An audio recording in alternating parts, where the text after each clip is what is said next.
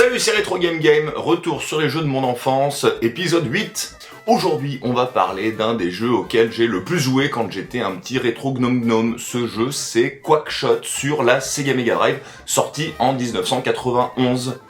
D'ailleurs, le titre complet, c'est Quackshot Starring Donald Duck, qui en japonais, bizarrement, s'appelle Quackshot I Love Donald Duck, le trésor du roi Garusien. Ok. C'est donc un jeu qui met en scène le canard le plus connu du monde, Donald Duck.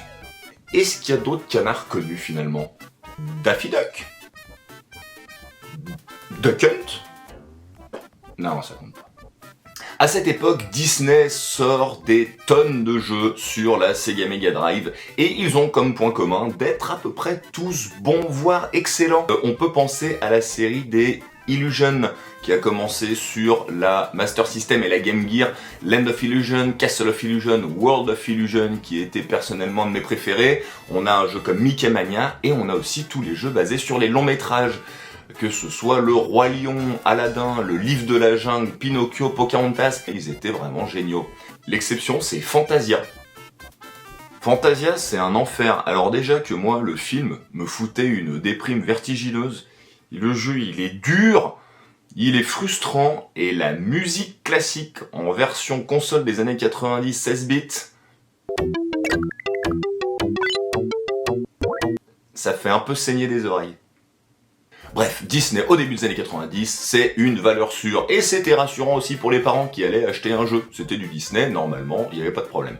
En ce qui nous concerne aujourd'hui, dans ce jeu, vous incarnez donc Donald qui trouve une carte au trésor dans la bibliothèque de Picsou et va partir à sa recherche avec ses neveux Riri, Fifi et Loulou, mais évidemment Patibulaire est aussi sur le coup.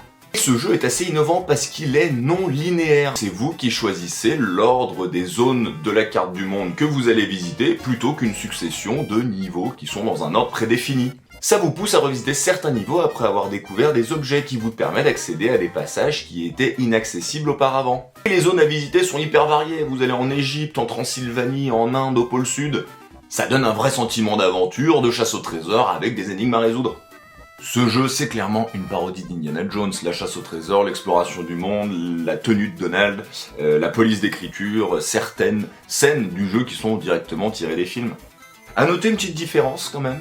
Il y a eu des jeux Indiana Jones, par exemple, Indiana Jones and the Last Crusade sur Mega Drive. La différence avec Quackshot, c'est que ce jeu est pourri. Ouais, c'est une purge. J'y ai joué, je l'ai détesté. Voilà. Ils auraient mieux fait de faire comme Quackshot. C'est prodigieux d'arriver à faire un jeu si nul sur un film si bien. Alors, pour ce qui est du gameplay, Donald peut sauter, courir, et il peut aussi utiliser une arme qui peut tirer des bulles, qui peut tirer du popcorn, mais surtout, son arme culte, c'est un pistolet à ventouse. Ces ventouses, elles permettent d'immobiliser les ennemis d'abord, et puis après certaines upgrades, vous pouvez aussi vous en servir pour les tirer sur les murs, et vous en servir comme plateforme pour grimper à ces derniers. Vous pouvez aussi tirer sur un oiseau, pour vous accrocher à ces oiseaux. Et vous croyez que les ventouses, ça servait qu'à déboucher des toilettes. Alors, pistolet à ventouse, pourquoi? Parce que ça reste un jeu Disney, et qui pouvait difficilement donner un gros fusil à pompe ou une AK-47 à Donald. On le comprend. Encore que ça pourrait être marrant, un petit crossover. Rambo Duck, Termina Duck.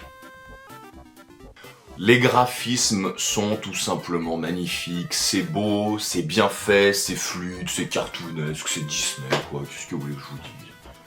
C'était il y a 35 ans, donc avec le recul on se dit oui, magnifique, calme-toi. Mais mettons-le en comparaison avec un autre jeu sur la même console sorti 2 ans plus tard, regardez.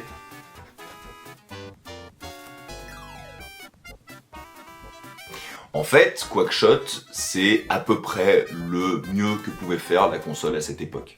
La musique est géniale, les thèmes sont entraînants, ils sont mémorables, les effets sonores sont bons, et tout ça, ça donne une ambiance très Disney sans être trop enfant à la fois.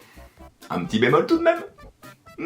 Alors, à la différence des épisodes précédents, là je vais pas mettre l'accent sur la difficulté, parce qu'il est pas si difficile. Avec un peu d'entraînement, ça passe. Mais par contre, il n'y a toujours pas de sauvegarde, toujours pas de système de mot de passe. Donc si vous voulez le finir, faut le faire d'un coup. Vous allumez la console et vous ne vous arrêtez pas. Avec un peu d'entraînement, ça se fait en 1 ou 2 heures. Si c'est la première fois que vous le faites, ça risque de vous prendre un peu plus de temps. Courage. En résumé, ce jeu est pour moi et pour énormément de gens un incontournable de la console et un des meilleurs titres sortis sur celle-ci. C'était beau, c'était fun, ça a du charme, il y a de l'humour. Et puis Donald, on l'adore. Donald Duck, on l'adore. Personnellement, c'était la première fois que je voyais Donald dans ce rôle. Normalement, Donald, il était plutôt timide, maladroit, colérique et assez effacé. Là, c'est le personnage principal et il a un côté aventurier, voire un peu sérieux. Et c'était cool. Dis donc, Disney, voulez pas nous refaire un petit remake de Quackshot, là, comme ça, tout vite, hein? Bah parce qu'on le voit plus, Donald. À part dans... Oui, dans les Kingdom Hearts, c'est vrai. Et dans Illusion Island, oui, c'est vrai. Dans lequel il a un pistolet à ventouse, oui, c'est vrai.